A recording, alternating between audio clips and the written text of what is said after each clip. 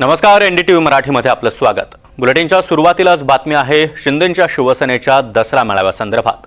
शिंदेंच्या शिवसेनेचा दसरा मेळावा हा गोरेगावमधील नेस्को सेंटर इथं पार पडणार आहे। या मेळाव्यासाठी जय्यत तयारी देखील करण्यात आली आहे। या मेळाव्यासाठी राज्यभरातून शिवसैनिक दाखल होण्याला आता सुरुवात झालेली आहे। मात्र पूरग्रस्त भागातील शिवसैनिकांनी मेळाव्यासाठी येऊ नये, आपल्या भागातीलच शेतकऱ्यांच्या बांधावर जात त्यांना मदत कशी करता येईल ते पाहावं असं आवाहन शिंदेंनी केलं आहे।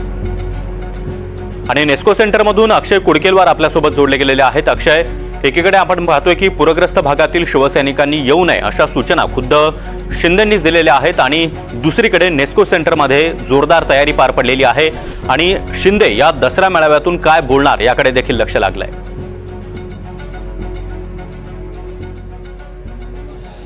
सागर, खरं तर आपण बघतोय की एकनाथ शिंदे यांच्या माध्यमातून पहिल्यांदाच दसरा मेळावा हा खुल्या मैदानाऐवजी गोरेगावच्या नेस्को सेंटर सारख्या मोठ्या सभागृहामध्ये घेतला जातोय। अर्थात त्याचं कारण देखील तसं आहे, राज्यात पूर परिस्थिती आहे आणि त्यामुळे राज्यातल्या इतर ठिकाणच्या कार्यकर्ते पदाधिकाऱ्यांनी येऊ नये अशा सूचना एकनाथ शिंदे यांच्या माध्यमातून देण्यात आल्या होत्या आणि एकनाथ शिंदे यांच्या माध्यमातून या सूचना देण्यात आल्यानंतर 1 लाख किट जे आहे या दुष्काळग्रस्त भागामध्ये वाटण्यात येणार आहे। एकनाथ शिंदे यांच्या शिवसेनेच्या माध्यमातून पुढील आठवड्यापर्यंत 1 लाख मदत किटचं वाटप सगळ्या पूरग्रस्त भागात केलं जाणार आहे। सगळ्यात महत्त्वाचं म्हणजे राज्यामध्ये महानगरपालिका निवडणुकीची रणधुमाळीला सुरुवात झालेली आहे। यासोबतच स्थानिक स्वराज्य संस्थांच्या निवडणुका देखील येत्या काळात होऊ घातल्या आहे।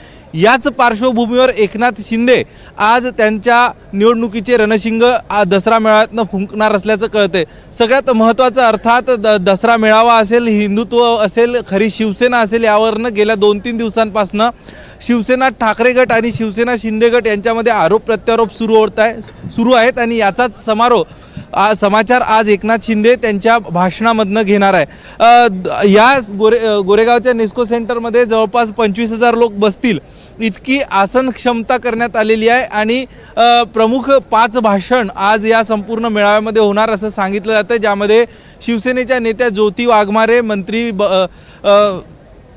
गुलाबराव पाटील, शिवसेनेचे ज्येष्ठ नेते रामदासभाई कदम आणि शिवसेनेचे मुख्य नेते एकनाथ शिंदे हे 4 भाषण होणं नक्की आहे। मात्र यात श्रीकांत शिंदे यांचं देखील मुंबई महानगरपालिकेच्या अनुषंगानं भाषण होऊ शकतं। त्यामुळं आजच्या भाषणातनं एकनाथ शिंदे आपल्या कार्यकर्त्यांना, पदाधिकाऱ्यांना काय सूचना देतात हे बघणंही तितकंच महत्त्वाचं असणार आहे। सागर, नक्कीच अक्षय, त्यामुळे या दसरा मेळाव्यावर देखील आपलं लक्ष असेल। या मेळाव्यामध्ये एकनाथ शिंदे नेमकं काय बोलणार आणि खऱ्या अर्थानं ठाकरे गटावर, उद्धव ठाकरे यांच्यावर कशा प्रकारे निशाणा साधतात हे देखील पाहणं तितकंच महत्त्वाचं असणार आहे। प्रत्येक अपडेट्स आम्ही तुमच्याकडून घेत राहणार आहोत। धन्यवाद तुम्ही दिलेल्या या सविस्तर माहितीसाठी।